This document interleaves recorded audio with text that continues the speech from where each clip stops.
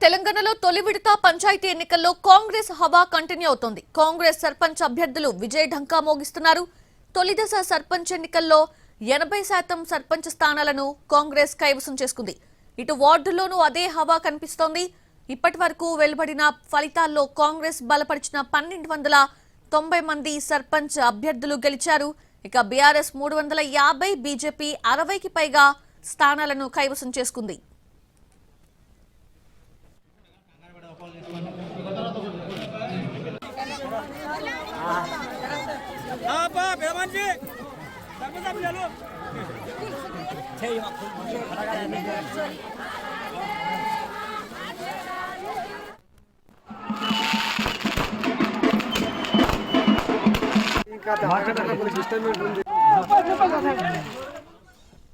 తెలంగాణలో తొలి విడత పంచాయతీ ఎన్నికల్లో కాంగ్రెస్ హవా కంటిన్యూ అవుతోంది. కాంగ్రెస్ సర్పంచ్ అభ్యర్థులు విజయ్ ఢంకా మోగిస్తున్నారు. తొలి దశ సర్పంచ్ ఎన్నికల్లో 80% సర్పంచ్ స్థానాలను కాంగ్రెస్ కైవసం చేసుకుంది. ఇటు వార్డుల్లోనూ అదే హవా కనిపించింది. ఇప్పటి వరకు వెలువడిన ఫలితాల్లో కాంగ్రెస్ బలపరిచిన 1290 మంది సర్పంచ్ అభ్యర్థులు గెలిచారు. ఇక బీఆర్ఎస్ 350, బీజేపీ 60కి పైగా స్థానాలను కైవసం చేసుకుంది.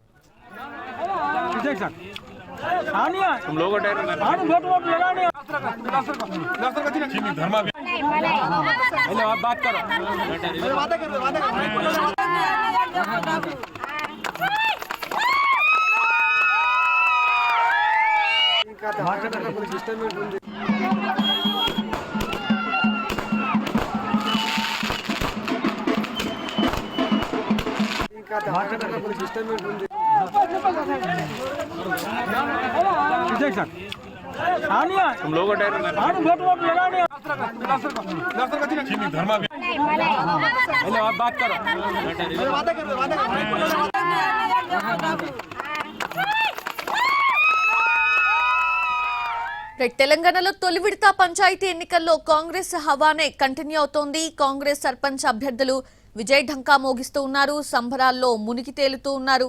లేటెస్ట్ అప్డేట్స్ అందించేందుకు మా ప్రతినిధి సుధీర్ సిద్ధంగా ఉన్నారు. సుధీర్, మొదటి విడత పంచాయతీ ఎన్నికల్లో భాగంగా ఈ రోజు మధ్యాహ్నం 2 గంటల నుంచి కౌంటింగ్ ప్రక్రియ అయితే ప్రారంభమైంది. ఇందుకు సంబంధించి ఇప్పటికే దాదాపు 1500 పైచీలకు గ్రామ పంచాయతీల ఫలితాలు అయితే విడుదలయ్యాయి. ఇందులో కాంగ్రెస్ పార్టీ బలపరిచిన అభ్యర్థులు గెలుపొందినట్టుగా చాలా వరకు వార్తలు అయితే వస్తున్నాయి. ఇందులో మనం చూసినట్లయితే దాదాపు 31 జిల్లాల్లో 80% మేర కూడా కాంగ్రెస్ బలపరిచిన అభ్యర్థులే విజయం సాధించినట్టు కూడా తెలుస్తోంది. అదేవిధంగా 350 స్థానాల్లో టీఆర్ఎస్ బలపరిచిన అభ్యర్థులు, అదేవిధంగా 60 స్థానాల్లో బీజేపీ బలపరిచిన అభ్యర్థులు, 40 స్థానాల్లో ఇతరులు గెలిచినట్టుగా కూడా సమాచారం అందుతుంది. ఇంకా ఈ ప్రక్రియ ముగిసేంత దాదాపుగా ఇంకొక 1 గంట నుంచి 2 గంటల వరకు సమయం పట్టే అవకాశం ఉన్నట్టుగా కూడా తెలిసింది. ఓవరాల్ గా చూసుకున్నట్లయితే కాంగ్రెస్ పార్టీ బలపరిచిన అభ్యర్థుల హవా స్థానిక సంస్థల ఎన్నికల్లో కొనసాగుతుందని కూడా చెప్పవచ్చు.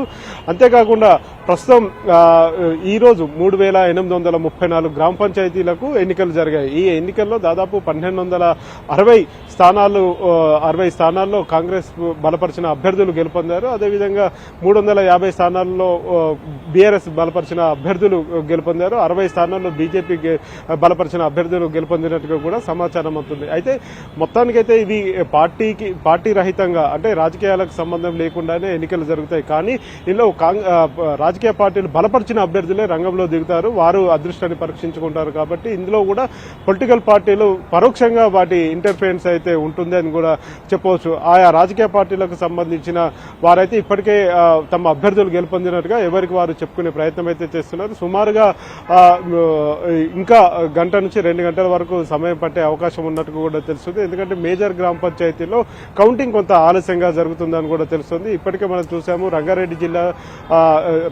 జిల్లాలో ఒక దగ్గర ఇద్దరు అభ్యర్థులకు కూడా సమాన ఓట్లు రావడంతో అక్కడ మళ్లీ రీకౌంటింగ్ చేయాలని చెప్పేసి వారు వారు కోరడం జరిగింది. అక్కడ కూడా రీకౌంటింగ్ జరుగుతుంది. అట్లా కొన్ని ప్రాంతాల్లో సమానంగా ఓట్లు వచ్చిన గ్రామ పంచాయతీలు ఏవైతే ఉన్నాయో ఆ గ్రామ పంచాయతీలో మళ్ళీ కూడా రీకౌంటింగ్ అడుగుతున్న పరిస్థితి కనిపిస్తుంది. మొత్తానికి చూసుకున్నట్లయితే కాంగ్రెస్ హవా అయితే కొనసాగుతున్నట్టుగా కూడా తెలుస్తుంది. ఇది మొదటి విడతకు సంబంధించి మొదటి విడతలో 396 గ్రామ పంచాయతీలు ఏకగ్రీవమయ్యాయి. అందులో మెజార్టీగా దాదాపు 70% నుంచి 75% వరకు కూడా కాంగ్రెస్ పార్టీకి సంబంధించిన అభ్యర్థులే ఏకగ్రీవం అయినట్టుగా కూడా తెలుస్తుంది. కాంగ్రెస్ పార్టీ బలపరిచిన అభ్యర్థులు మొత్తానికి వారు విజయకేతనం ఎగరవేసిన పరిస్థితి కనిపిస్తుంది. ఇంకా పూర్తి వివరాలు పూర్తి రిజల్ట్స్ రావాల్సి ఉన్నది.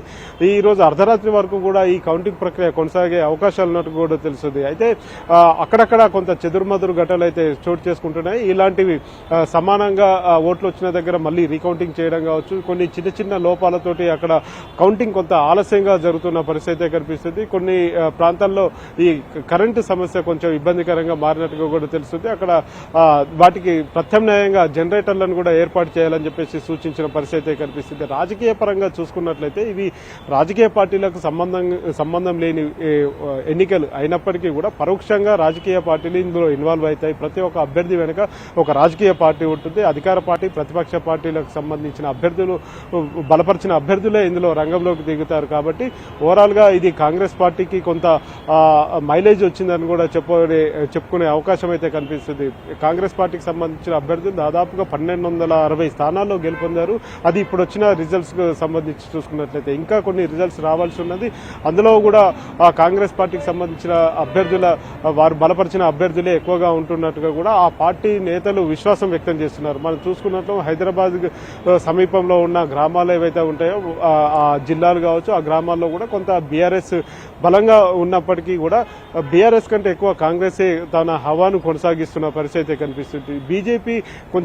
బీజేపీ బలపరిచిన అభ్యర్థుల హవా కొంచెం తగ్గిందని కూడా చెప్పవచ్చు. కానీ పూర్తి స్థాయి ఫలితాలు వచ్చిన తర్వాతనే ఇంకా దాని మీద అంటే బీజేపీకి ఎన్ని స్థానాలు వచ్చినాయి అనేది కొంత క్లారిటీ వచ్చే అవకాశం అయితే కనిపిస్తుంది. ఇప్పటికీ 60 స్థానాల్లో బీజేపీ బలపరిచిన అభ్యర్థులు అయితే ఉన్నారు. 365 పైచిలుకు స్థానాల్లో బీఆర్ఎస్ బలపరిచిన అభ్యర్థులు, అదేవిధంగా 1260 పైచిలుకు స్థానాల్లో కాంగ్రెస్ బలపరిచిన అభ్యర్థులు తమ అదృష్టాన్ని పరీక్షించుకున్నారు. వారంతా కూడా విజయం సాధించినట్టుగా కూడా తెలుస్తుంది. ఇప్పటికీ రాష్ట్ర ప్రభుత్వం విడుదల చేసిన పోలింగ్ పర్సెంట్ చూసుకున్నట్లయితే 84% పోలింగ్ నమోదైనట్టుగా కూడా తెలుస్తుంది. కాసేపు క్రితం విడుదల చేసిన పోలింగ్ శాతంలో 79% అనేది దాన్ని సవరించిన తర్వాత అంటే పూర్తిగా గ్రామీణ ప్రాంతాల నుంచి వచ్చిన గణాంకాల ఆధారంగా చూసుకున్నట్లయితే 84.28% పోలింగ్ నమోదైనట్టు కూడా రాష్ట్ర ఎన్నికల కమిషన్ స్పష్టం చేసింది. మరికొద్దిసేపట్లోనే పూర్తి అప్డేట్స్ అయితే వచ్చే అవకాశం కనిపిస్తుంది. సౌజన్య.